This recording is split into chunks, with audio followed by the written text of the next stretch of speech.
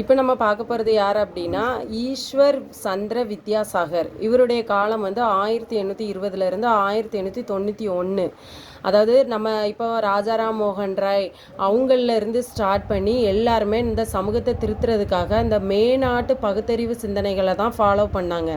ஆனால் ஈஸ்வர் சந்திர வித்யாசாகர் மட்டும்தான் நம்ம இந்து மறைநூல்களை வந்து எதுக்குனாலும் இந்து மறைநூல்களை சார்ந்து தான் அவருடைய சமூக கருத்துக்கள் எல்லாமே இருக்கும்.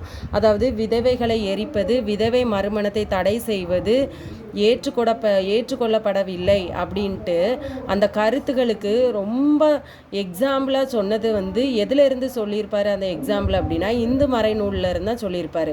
அப்போ இந்து மறைநூல்களை வந்து எக்ஸாம்பிளுக்காக சொன்னது யார் அப்படின்னா ஈஸ்வர் சந்திர வித்யாசாகர்.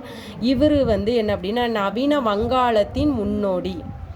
நவீன வங்காளத்தினுடைய முன்னோடி யார்? ஈஸ்வர் சந்திர வித்யாசாகர். இவர் வந்து குழந்தை பருவ விதவைகளாக இருக்கக்கூடிய அதாவது குழந்தை பருவத்திலேயே விதவைகளாக இருக்கக்கூடிய அந்த சிறுமிகளின் வாழ்வை மேம்படுத்துவதற்காக தனது வாழ்நாள் முழுவதுமே அதை வந்து அர்ப்பணிச்சிருப்பார். அதுக்கப்புறம் என்ன அப்படின்னா மறுமண சீர்திருத்த சட்டம் கொண்டு வரப்பட்ட ஆண்டு வந்து என்ன அப்படின்னா 1856. அதாவது விதவைகள் மறுமண சட்டம் இயற்றப்பட்ட ஆண்டு 1856. இந்த 1856ங்கிறத எப்படி ஞாபகம் வச்சுக்கலாம் அப்படின்னா மறுமணம்னு இதில் போட்டோம் அப்படின்னா மறுமணம் எத்தனை ஆயிரும்? 1 2 3 4 5 லெட்டர்ஸ் ஆயிருமா? அப்போ இதில் 5 வந்துடுதா?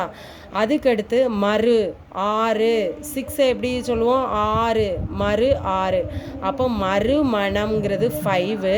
இந்த மறு 6 அந்த எதுகையில் நம்ம சொன்னோம் அப்படின்னா மறு 6ன்னு சொன்னோன்னா 6 வந்துடும். அப்போ 5 6. அப்போ மறுமணம் அப்படிங்கிற ஒரு வார்த்தை வந்துடுதுனாலே சீர்திருத்த சட்டம் கொண்டு வரப்பட்ட ஆண்டு. இந்த மறுமணம்ங்கிறத பார்த்தாலே நம்மளோட இயர் எப்படி ஞாபகம் வரணும்? 5 6ன்னு ஞாபகம் வரணும். அப்போ 1856 மறுமண சீர்திருத்த சட்டம் கொண்டு வந்தாங்க. அதுக்கடுத்து திருமண வயது சட்டம் இயற்றப்பட்ட ஆண்டு என்ன அப்படின்னா 1860. அப்போ இதை எப்படி ஞாபகம் வச்சுக்கலாம்? திரு அறு. அப்போ திரு அறுனா 60 திருமணம். அப்போ திருமண வயது சட்டம் 60 கொண்டு வந்தாங்க. அந்த 60 கொண்டு வரப்பட்ட போது அந்த திருமண வயது வந்து 10 வயதாக இருந்துச்சு. அதுக்கப்புறம் 1891 12 வயதாக மாற்றப்பட்டிருக்காங்க. அப்புறம் 1925 வந்து 13 வயசாக மாற்றிருக்காங்க.